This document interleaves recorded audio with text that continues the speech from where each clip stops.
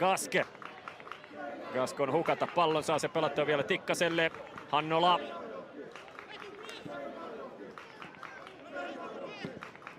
Mömmön keskitys, Fati puskee ja Gaske vie Asikon johtoon!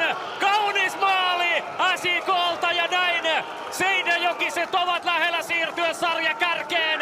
Valentin Gaske vie Asikon 1-0 johtoon, kun varsinaisen peliajan viimeinen minuutti on käynnissä. Hieno hyökkäys Asikolta, Eetu Mömmö keskittää, Babakar Fati aika lailla samaan tapaan jatkaa maalin eteen kuin HJK:ta vastaan keskiviikkona Rasmus Karjalaiselle. Sieltä tuli ja maali! Ja suoraan maali! Santeri Järvelä! Iskee sen avausmaalin ja tämän ottelun voittomaalin, jos se hyväksytään! Jos se hyväksytään! Laukonen on maissa. Ja onko siellä puhallettu rike? Tammela jo hetkeksi räjähti aivan täysin. Ei kyllä nyt tuosta kuvasta nopeasti kun katsoi, niin työnnettiinkö Maukosta selästä? Kalle, voiko mennä?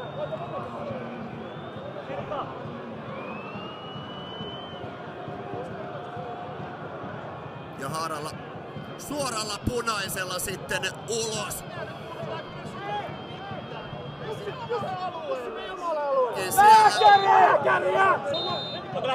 FC Lahden koko valmennustiimi nyt vaatii edeltä erotuomarilta, että pitäisi lääkäri tulla kentälle mahdollisimman nopeasti tsekkaamaan ja Maukosen tilanne, joka edelleenkin makaa kentän pinnassa.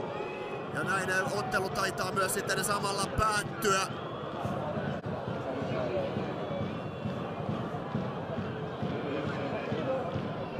Ja siellä nyt kaikki käyvät vuorotellen kysymässä perusteita.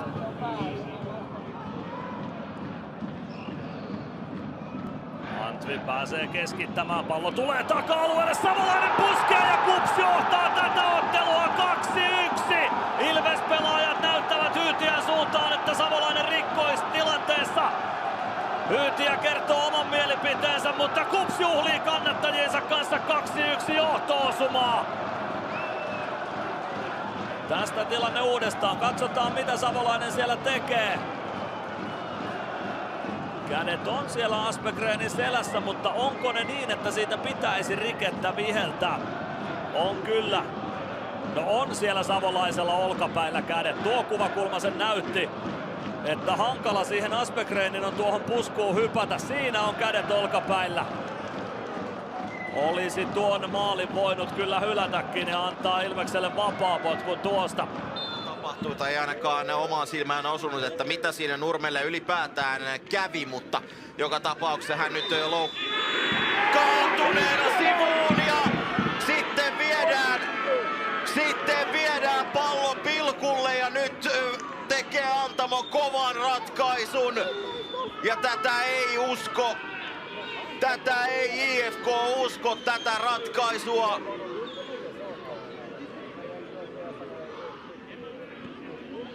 Nyt nähdään uudestaan, siinä Pennanen pääsee vapaaksi.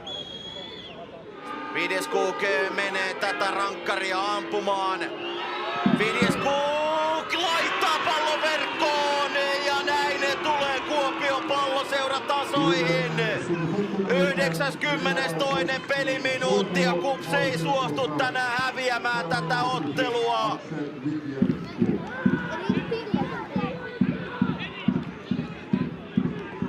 Videskuk rankkarista lukemat 2-2. Kylmän Hyvin tippuu, mutta Fleiter ei pääse tuikkaamaan sieltä uransa avaus osumaan Veikkausliigassa. Tsikalia tulee sinne keskittämään ja nyt tulee jälleen sieltä ja mikä sieltä lähtee, herranen aika. No sieltä se sitten tulee se ensimmäinen maali, Cleofilo Fleiter ja minkälainen se on. Eihän tätä käsitäkään. Viimeisillä minuuteilla Soitetaanpa kotiin. Katso eteen. Oliks makea? No olihan se, ainakin maasalaisyleisön mielestä, aivan upea maali. Ja Tsikaali. Sieltä. Putum. Takakulmaan. Saksi potkulla ei tämmöistä olekaan. Ja nyt pitää mennä. Stadionilla kaikki paikalliset kannustavat yhdessä. Äänessä omia, kun nytkö Paananen! 3-3! Aivan hullu peli ollut ja se saa jatkoa. 4. vai jopa 5. kulmapotku toden sano.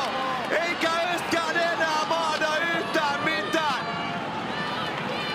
SJK tulee väkisin tasoihin.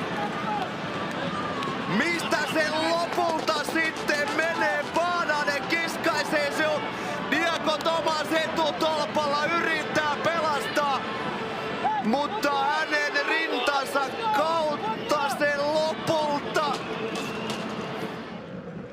Ojala. Hyvä katko, Heiskanen pääsee palloon. Enkerud. Vaarallisesti tulee jälleen Knistan. Sar. Matala syöttö. Tatar! Aivan älytön maali! 5-4 vieraille! Benjamin Tatar! Likainen viimeistely! Uskomaton kantapää Jekku! Ja Knistan uudestaan johtoon! Siinä näyttää nyt sitten bosnialaispelaaja, mikä hän on miehiään!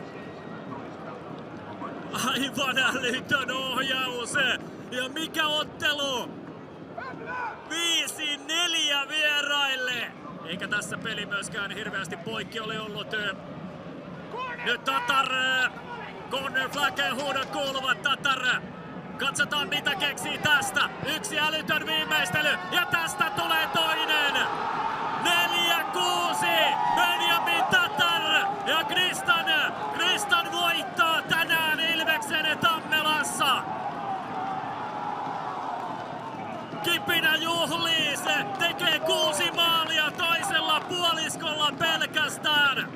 Nousee 2 maalin tappioasemasta ja ottaa toisen voiton.